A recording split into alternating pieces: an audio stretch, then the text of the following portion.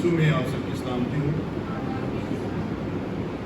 सबसे पहले तो मैं खुदा का शुक्रगुजार हूँ कि वो हम नाचीज़ बंदों को अपने कलाम के लिए इस्तेमाल करता है। और इसके बाद पास्टर लियाज साहब का जो बार हमें मौका देते हैं कि हम कलाम में आपके साथ मिलकर खुदा उनकी बातों को सीख सकें। आज की तिलावत जैसे कि इफिसियों के नाम पौलुस उनका खत उसका दूसरा बाब उसकी 13वीं आयत से 18वीं आयत तक मैं आपके सामने फिर से इसको रीड करना चाहता हूँ। 13वीं आयत में लिखा है, मगर तुम जो पहले दूर थे अब मसीह यीशु में मसीह के खून के सबब से नज़दीक हो गए हो, क्योंकि वही हमारी सुलह है जिसने दोनों को एक कर लिया और जुदाई की दीवार को जो बीच में थी ढा दिया। चुनांचे उसने अपने जिस्म के जरिया से दुश्मनी यानी वो शरीयत जिसके हुक्म ज़ाब्तों के तौर पर थे मौकूफ कर दी, ताकि दोनों से अपने आप में एक नया इंसान पैदा करके सुलह करा दे और सलीब पर दुश्मनी को मिटाकर और उसके सबब से दोनों को एक तन बनाकर खुदा से मिलाए। और उसने आकर तुम्हें जो दूर थे और उन्हें जो नज़दीक थे दोनों को सुलह की खुशखबरी दी, क्योंकि उसी के वसीला से हम दोनों की एक ही रूह में बाप के पास रसाई होती है। खुदा के कलाम के पढ़ा जाना और हम सुना जाना हम सब के लिए बायस बरकत हो। खुदा का शुक्र है।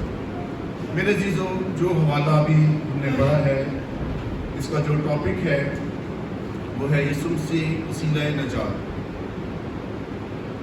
इस हवाले में अगर हम 13वीं आयत से पहले इसी हवाले को दूसरा बाब उसकी पहली आयत को देखें तो वहाँ पे लिखा है, इफिसियों दूसरा बाब उसकी पहली आयत, और उसने तुम्हें भी जिंदा किया जब अपने कसूरों और गुनाहों के सबब से मुर्दा थे, जिनमें तुम पेशतर दुनिया की रविश पर चलते थे और हवा की अमलदारी के हाकिम यानी उस रूह की पैरवी करते थे जो अब नाफरमानी के फर्जंदों में तासीर करती है।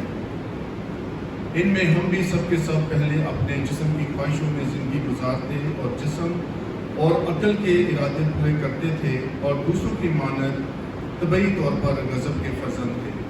मेरे चीज़ों, इससे पहले कि हम इस हवाले को आगे लेकर चलें, हम बागे अदन से हम सब वाकिफ़ हैं। बागे अदन में जो आदम और हवा ने गुनाह किया और खुदा के जलाल से क्या हो गए, महरूम हो गए।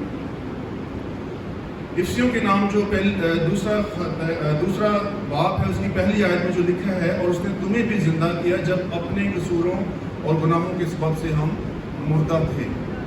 मेरे चीज़ों, यहाँ पे मुर्दा होने से मुराद और अपने कसूरों और गुनाहों से वो कसूर जो आदम ने बागे अदन में किया जब उसने हुक्म अदुल्ली की। इससे पहले खुदा ने इंसान को अपने हाथों से बनाया।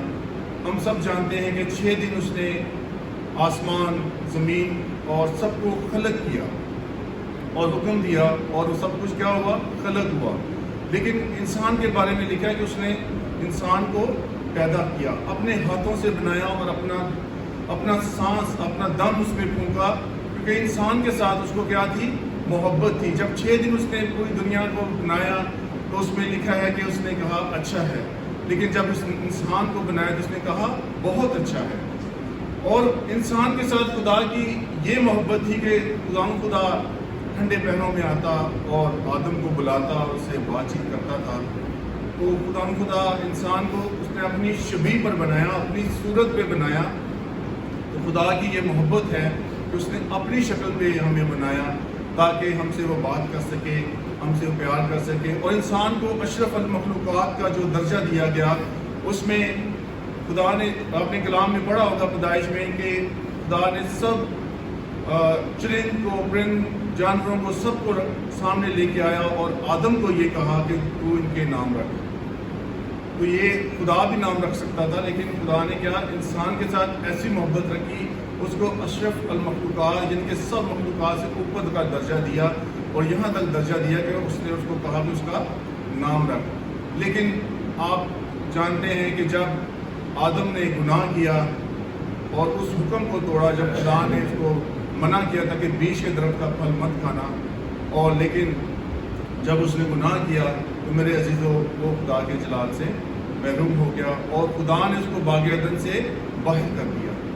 کیوں؟ کیونکہ خدا نے یہ کہا کہ ہو سکتا ہے یہ حیات کے درخت کا پھل نہ کھائے تاکہ ہمیشہ یہ زندہ